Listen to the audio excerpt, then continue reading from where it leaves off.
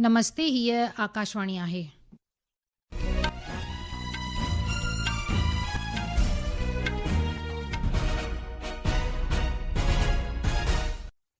सिंधी ख़बरुनि सां गॾु मां दीपा गुरनानी। सभ खां अवल अहम ख़बरूं। प्रधानमंत्री नरेंद्र मोदीअ टोक्यो में 15 भारत जापान सालियाने शिखर सम्मेलन में शिरकत कई। प्रधानमंत्री नरेंद्र मोदीअ चयो, जापान जी टेक्नोलॉजी ऐं भारत जी क़ाबिलियत मिली करे हिन सदीअ जी टेक क्रांतीअ जी अॻवानी करे सघनि था। बिहार मंत्रिमंडल हर परिवार जी हिकु महिला खे पंहिंजी पसंदगीअ जो कारोबार शुरू करण वास्ते मदद मुहैया करण जे लाइ नई योजना खे मंज़ूरी ॾिनी। गृह मंत्री अमित शाह गुवाहाटी में अॼु राजभवन जी नई अॾियल ब्रह्मपुत्र शाखा जो मुहूर्त कयो।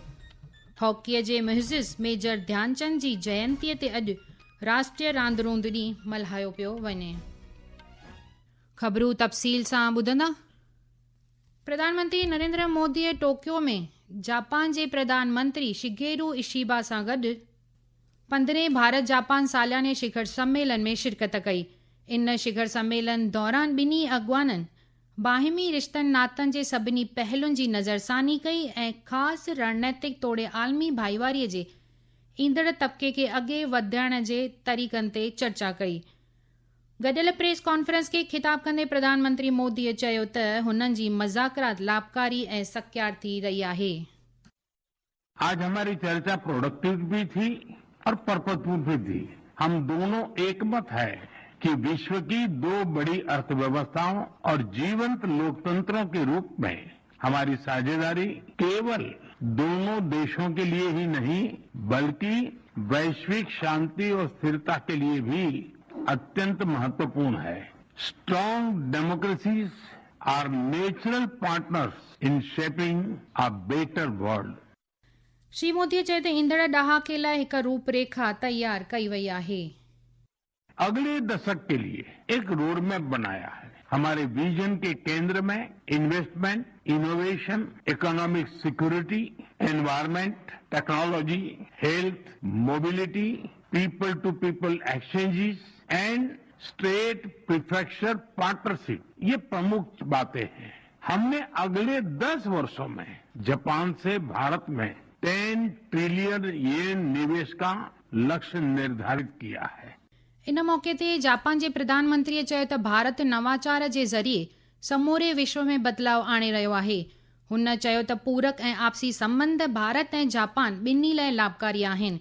हुन चयो त ॿिन्ही मुल्कनि जे विच में रक्षा सहकार मज़बूत थियो आहे। श्री शिगेरू इशिबा चयो त भारत में इम्काननि सां भरियल वॾो फैलियल बाज़ार आहे। इन मौके ते भारत ऐं जापान केतिरनि ई समझौतनि जी मटासटा पिणु कई। इन खां अॻु श्री मोदीअ जापान जी पार्लियामेंट जे स्पीकर ऐं जापान जे पार्लियामेंट्री मेंबरनि सां पिणु मुलाक़ात कई। इन खां अॻु प्रधानमंत्री नरेंद्र मोदीअ चयो त जापान जी टेक्नोलॉजी ऐं भारत जी क़ाबिलियत ॿई मिली करे इन सदीअ जी टेक क्रांतीअ जी अॻवानी करे सघनि था।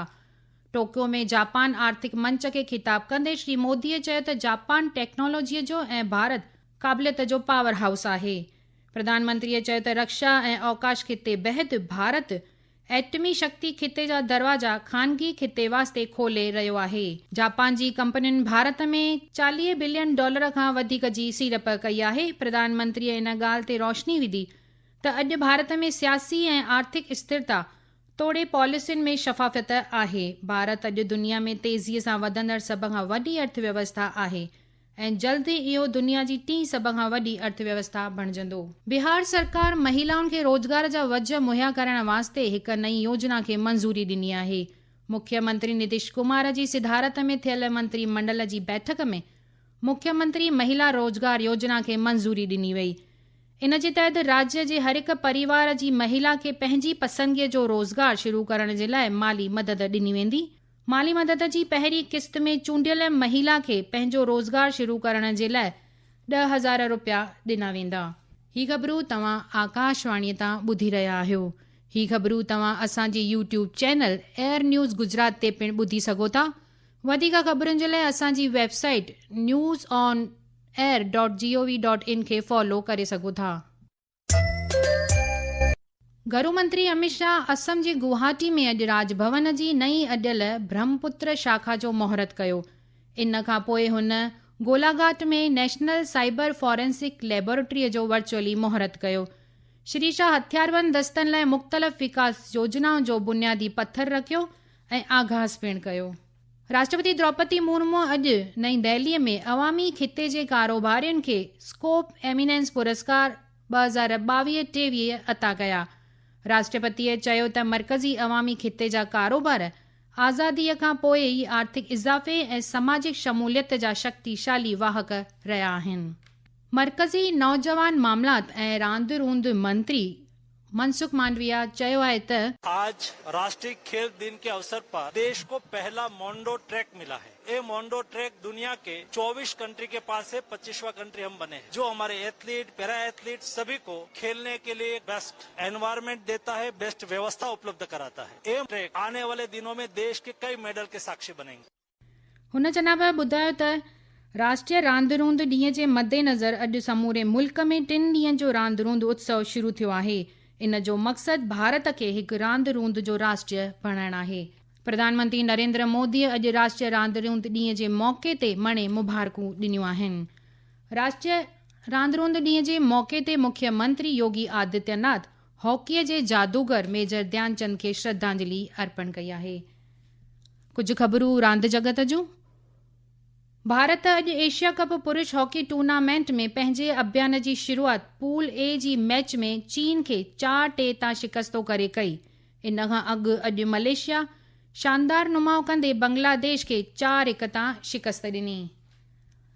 कज़ाकिस्तान जी शिमकेंट में 16 एशियाई शूटिंग चैंपियनशिप जे आख़िरी ॾींहुं पिणु भारत जो दबदबो क़ाइमु आहे। 25 मीटर सेंटर फायर मुक़ाबले में ओलंपिक गुरप्रीत सिंह, राजकंवर सिंह संधू ऐं अंकुर गोयल सां गॾु मिली करे भारत खे टीम इवेंट जो सोनो तमग़ो ॾियारियो। मौसम ॾांहुं रुख कंदे रुद्रप्रयाग ऐं चमोली ज़िलनि में बादल फाटण सां ज़बरदस्त नुक़सान थियो आहे। मुतासिर इलाइक़नि में राहत ऐं बचाव कार्य जंगी सतह ते जारी आहे। उत्तराखंड जे केतिरनि ई ज़िलनि में लगातार जारी मुसलसिल बरसात सां आम जनजीवन बुरी तरह सां मुतासिर थियो आहे। होॾां जम्मू ऐं कश्मीर में पिणु जम्मू डिवीज़न में रेल आमदरफ़त मुतासिर थियो आहे। जम्मूअ खां ईंदड़ ऐं वेंदड़ 40 रेल गाॾियुनि खे रद्द कयो वियो आहे। प्रदेश में सड़क राब्ते में पिणु खलल पियो आहे। मौसम महकमे अॼु गुजरात में अलॻि अलॻि हंधनि ते तमामु तेज़ बरसात जी अगकथी कई आहे। मौसम विभाग चयो त ईंदड़ 7 ॾींहनि दौरान उत्तराखंड ऐं ओभरी राजस्थान में अलॻि अलॻि हंधनि ते ज़बरदस्त बरसात जारी रहण जा इम्कान आहिनि। हफ़्ते जे आख़िरी कारोबारी ॾींहुं अॼु घरेलू शेयर बाज़ार मामूली गिरावट सां बंदि थियो।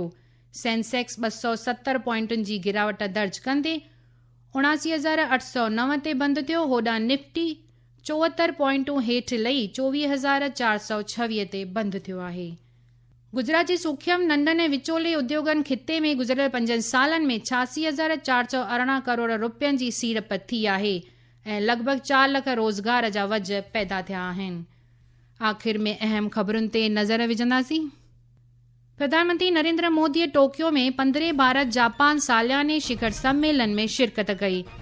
प्रधानमंत्री नरेंद्र मोदीअ चयो जापान जी टेक्नोलॉजी ऐं भारत जी क़ाबिलियत मिली करे हिन सदीअ जी टेक क्रांतीअ जी अॻुवानी करे सघनि था। बिहार मंत्रिमंडल हर परिवार जी हिकु महिला खे पंहिंजे पसंदगीअ जो कारोबार शुरू करण वास्ते मदद मुहैया करण जे लाइ नई योजना खे मंज़ूरी ॾिनी। गृह मंत्री अमित शाह गुवाहाटी में अॼु राजभवन जी नई अॾियल ब्रह्मपुत्र शाखा जो मुहूर्त कयो। हॉकीअ जे मुहिज़िज़ मेजर ध्यानचंद जी जयंतीअ ते अॼु राष्ट्रीय रांदि रूंद ॾींहुं मल्हायो पियो वञे। आकाशवाणी तां सिंधी समाचारनि जो इहो अंक ते समाप्त थियो। नमस्ते।